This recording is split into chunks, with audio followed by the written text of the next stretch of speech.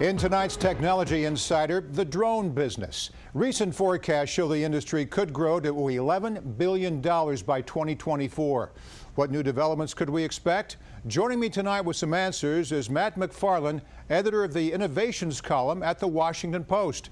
Matt, DJI is the world leader in the consumer drone market, accounting for an estimated 70% of all drones sold.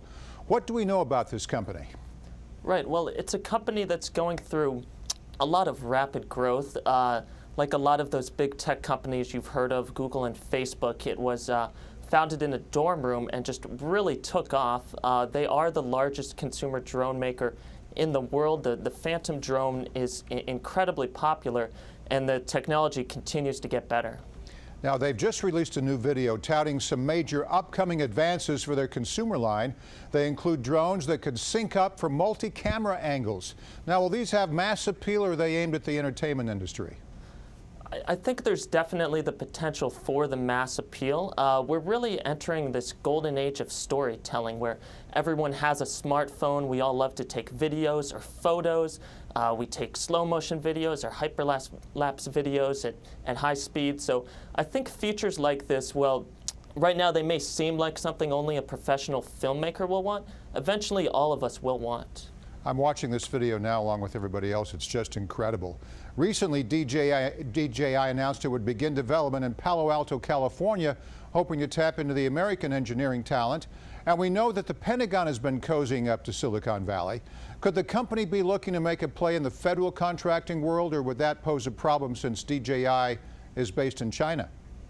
Right, yeah, as a Chinese company, that would complicate things. I think I wouldn't expect that right now. There still is such a market for them to seize and to grow in the consumer space where they have a big advantage. So I would expect them to stay in that realm for now.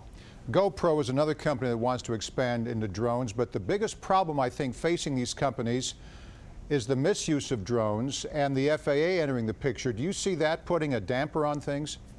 It's definitely a problem.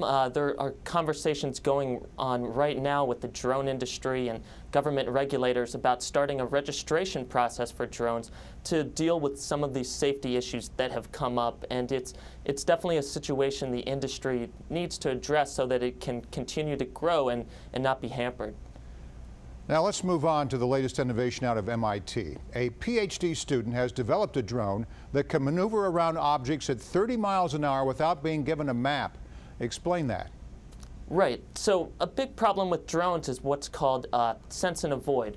When a drone is flying, you don't want it to crash into things. It needs to be able to sense that obstacle or see that tree and avoid it. And a common problem with consumer drones is you have a young pilot out there flying and they crash into something, which really isn't safe. So this development here, this MIT grad student showed that he was able to build software where a drone with no prior mapping of an area could be sent towards a tree and could automatically avoid it. There are some limitations to his work, but it shows how we are progressing and this technology keeps getting better in terms of how drones can fly safely. Absolutely incredible as we see this. Now, the student's work is being shared on GitHub for all the world to see. How significant is his development to the drone industry? It seems like a pretty big deal. Yeah, ultimately, I don't think it will change that much. I'm not expecting that everyone's going to adapt his technology right now, in that there are startups and big tech companies looking at this sense and avoid issue too. So to me, it's a little bit of a smaller step, but it's really indicative of this larger trend of drones and technology just advancing so rapidly. We look forward to having you back on Capital Insider. In the meantime, Matt McFarland, editor of the Innovations column at the Washington Post. See you next time, Matt. Thanks for having me.